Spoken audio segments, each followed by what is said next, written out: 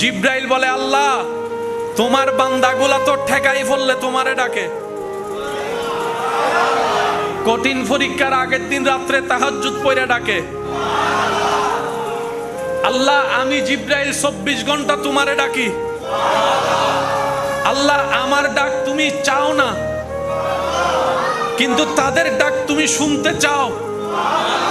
আমি জিব্রাইল সকাল সন্ধ্যা দুপুর বিকাল তোমার নামের জিকির করি, কিন্তু তোমার পক্ষ থেকে কোনো উত্তর পাই না।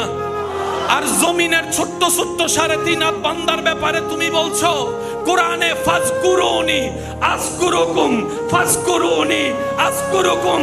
রব ডাক দিয়ে বলে, বান্দা তুই জমিন থেকে আমাকে ডাকতে দেরি, আমি রব উত্তর দিতে দেরি হবে না, উত্তর দিতে দেরি হবে না, উত্তর দিতে দেরি হবে না। জিব্রাইল বলে, আল্লাহ এত ডাকা ডাকলাম তুমি একবার উত্তর দিলা না। মিকাইল বলে, তোমার নামে জিকির করলাম তুমি উত্তর দিলা না। আসমান বলে, তোমারে সিজদা করলাম তুমি একবার খুশি হওয়া দেখলাম না। এই বান্দাগুলার জন্য তুমি এত খুশি হচ্ছ কেন?